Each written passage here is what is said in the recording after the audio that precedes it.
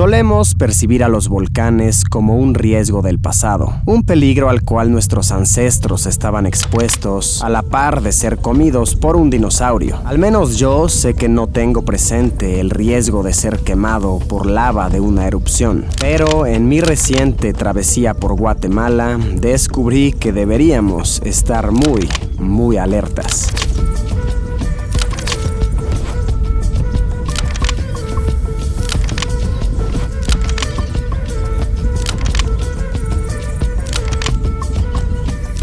Muchos volcanes siguen más que activos y presentan un peligro potencial. En cualquier momento podrían destruir gran parte de lo que el humano ha construido. Claro y lamentable ejemplo de esto, la erupción del volcán de fuego hace apenas un año. El 3 de junio de 2018, el volcán expulsó una gran cantidad de lava que afectó a decenas de comunidades a kilómetros de distancia. El resultado: 99 muertos identificados, más de 200 desaparecidos y una investigación que continúa en proceso. Se dice que los locales de las comunidades fueron advertidos, que las autoridades sabían que el volcán iba a hacer erupción, pero que muchos locales, al estar tan acostumbrados a la actividad volcánica, se negaron a evacuar sus hogares y dejar sus pertenencias atrás. Únicamente se refugiaron dentro de sus hogares y el resultado fue más que lamentable. La otra versión que se cuenta es que las autoridades no advirtieron sobre lo destructivo que iba a ser el incidente. Sea como sea,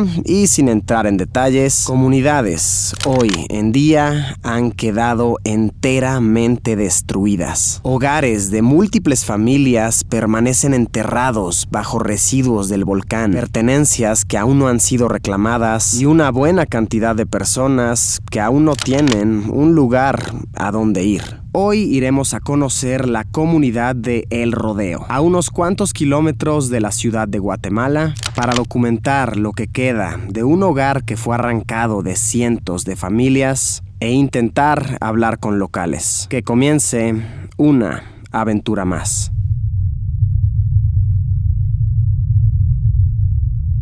Amigos, ¿cómo están? Ya estamos en este momento en la comunidad de El Rodeo, al sur de Guatemala. Ya tiene más de un año, poquito más de un año que sucedió esta tragedia. Y sí que se percibe todavía este olor como a ceniza. Y es que con toda razón, chéquense, todo esto negro es flujo piroclástico ya seco. Flujo piroclástico se refiere a toda la mezcla de gases volcánicos con la lava, con basura que va agarrando el camino. Toda esa mezcla de componentes se le denomina flujo piroclástico y ya podemos ver que está seco. Ya todo esto es este material completamente seco. Una vez que termina la erupción, que termina el flujo, se queda quieto y le da el aire, ya queda solidificado como una piedra. Ya esto es una piedra completamente sólida. Está bien impactante ver cómo las pertenencias, muchas de las pertenencias, siguen aquí. Ahí podemos ver los restos de una televisión, restos de ropa tantito. Incluso ahí creo que eso es como una cama que quedó completamente enterrada. Ahora, lo que realmente hay que pensar es si en estas viviendas seguían personas, porque el registro oficial dice que fallecieron 99 personas. Sin embargo, hay cerca de 200 personas desaparecidas, vaya, de las cuales no se tuvo ningún rastro. Tal vez lograron huir a otro lado, quién sabe, o tal vez la probabilidad mayor es que quedaron enterradas y jamás fueron encontradas. Entonces sí, piénsenlo, pudieron haber sido cerca de 300 personas que perdieron la vida por esto y por no evacuar a tiempo y en forma. Esta zona que estamos caminando no tiene mucho que se abrió como tal. Todo esto hasta hace un par de meses estaba clausurado por completo. Se clausuró por dos razones. Una, porque se estimaba que podía existir todavía cierto riesgo. Entonces, ¿para qué vas a permitir que la gente entre? Sí, podría llegar a haber todavía material caliente o ceniza en demasiada abundancia que pudiera poner en riesgo a las personas. Y la otra razón es porque había demasiadas, de verdad demasiadas pertenencias abandonadas. Creo que lo estamos viendo. Lo que se estaba intentando evitar era que personas vinieran a robarse estas cosas. Entonces se le dio primero el acceso a las personas que dejaron abandonadas sus cosas para que vinieran por ellas y así evitar que otras personas con malas intenciones vinieran a a robar, a agarrar cosas que no son suyas. Se estima que los hogares, las casas que se perdieron en esta catástrofe fueron de 300 a 400. Aquí a mis espaldas está un territorio que fue declarado como Campo Santo, como cementerio. El número de cruces junto con el número de coronas que podemos ver estiman más o menos cuántas personas se perdieron. Lo que pasó fue que familiares que perdieron a seres queridos en esta catástrofe vinieron aquí a intentar identificar los cuerpos, las pertenencias, y muchos de estos, al no encontrar a la persona que estaban buscando, decidieron darla por muerta y colocaron una cruz en su honor. Cuando escuché sobre lo que quedaba de estas comunidades que el volcán dejó en su estado actual, yo sinceramente creí que la zona estaría en completo abandono. Vaya, muchas de las zonas que estamos recorriendo incluso están parcialmente clausuradas por autoridades. Para mi enorme sorpresa, esto no es verdad. Descubrí que existen a la fecha decenas de personas que continúan viviendo aquí, entre las cenizas de lo que el volcán dejó y las ruinas enterradas bajo los residuos. Grupos de gente que no tiene otro lugar al cual acudir ha reconstruido su hogar sobre el suelo, aún hirviendo. Yo directamente no quisiera recordarme, ¿verdad? Porque yo viví la tragedia y perdí toda mi familia. Es doloroso. Yo perdí a mis 4 hijos, perdí a mi madre, perdí mis hermanas, mis hermanos, yo perdí toda mi familia.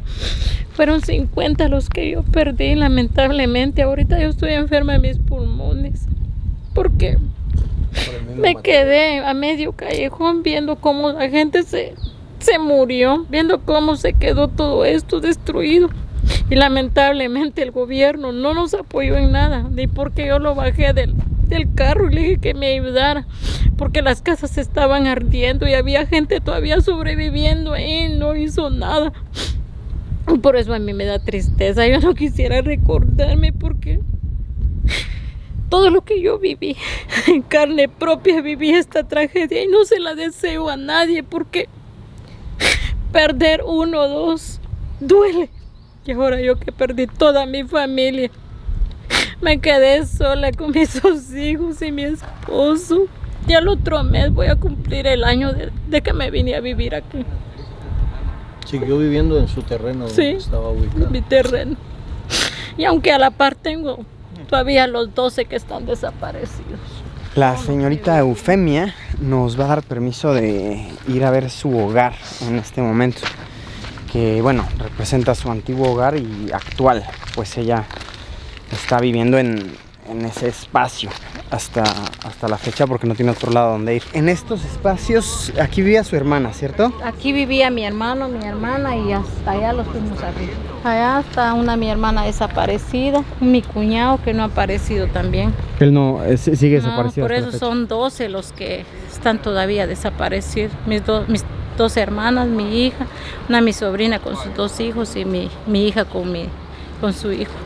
Estas viviendas, estos espacios son los que actualmente habitan las personas que se quedaron en esta zona, ocupando los terrenos que solían ser suyos antes de la tragedia y de perder sus casas como tal. Es de verdad intrigante poder ver este estilo de vida, que pues realmente se han construido un hogar aquí, las pocas personas que permanecen en la zona. Nos comentan que uno de los problemas que tienen actualmente es de aquí, que muchas de las viviendas, por cuestión de las lluvias y todo esto, se termina inundando, pero esto, el tener agua aquí junto a sus casas, puede causar que vengan muchos moscos, muchos zancudos, y esto podría generar alguna infección, no sé, dengue o algo por el estilo. Entonces están diciéndonos que tal vez una solución que le ven es echar tierra a todo esto y que eventualmente absorba, y así prevenir que hubiera una infección y las cosas fueran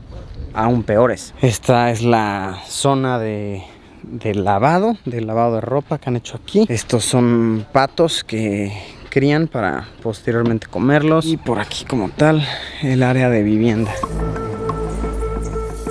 Aquí la señorita Eufemia nos está enseñando en su teléfono móvil algunas fotos y videos que capturó del día de la tragedia y de los días después de los rescates. En este momento me está haciendo el favor de mandarme las fotos y los videos para yo poder mostrárselas. Pues ahí lo tienen, un contexto muy fuerte, muy intrigante de las personas habitantes de esta zona que continúan habitándola a pesar de estar en medio de la catástrofe. Wow, ahorita pasó algo fuerte. Escuchamos unos disparos a lo lejos. Yo la verdad no me inquieté, pero mi guía me dijo, oye, cuidado porque seguramente son los que cuidan esta zona que nos están alertando. Y esto está interesantísimo. Resulta que personas que solían habitar esta zona y que muy lamentablemente lo perdieron todo, actualmente se encargan de cuidar la zona. Entonces andan con escopetas, andan con machetes por si alguien se llega a meter, porque obviamente hay muchas personas que se meten con malas intenciones. Ellos cuidan esta zona. Entonces muy posiblemente nos están alertando porque ya percibieron que hay personas aquí adentro y pues no quieren que les roben. Ahorita lo que está pasando es que mi guía fue a encontrarlos, fue como a hablar con ellos y explicarles que simplemente estamos grabando un video, que estamos haciendo un pequeño reportaje.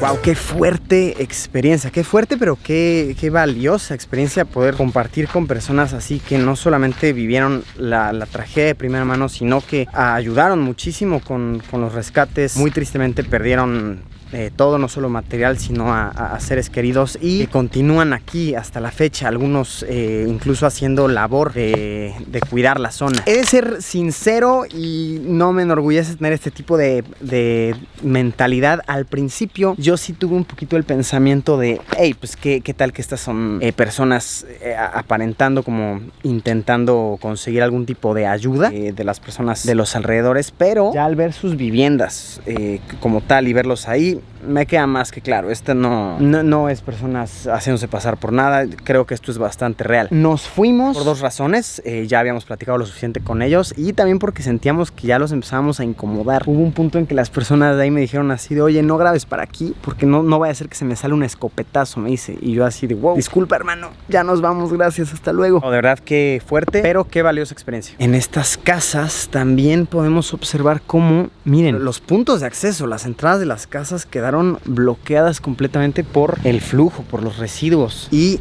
adentro muchísimas pertenencias. Este día me ha permitido reflexionar una vez más sobre lo valiosa que es la vida. Los bienes materiales son lo menos importante, porque son reemplazables. Esta es una muestra más de que nuestro planeta está vivo y actúa sin pedir autorización. No somos más que invitados temporales en el planeta Tierra. Nuestros días podrían estar contados. El momento en que nuestro planeta lo decida, retomará todo lo que es suyo y ni siquiera nos dará aviso. Entonces, ¿qué haremos con el resto de nuestros días? ¿Trataremos a la Tierra con agradecimiento y respeto o continuaremos siendo unos inquilinos maleducados que rayan las paredes, deterioran la estructura y se marchan sin siquiera pedir perdón?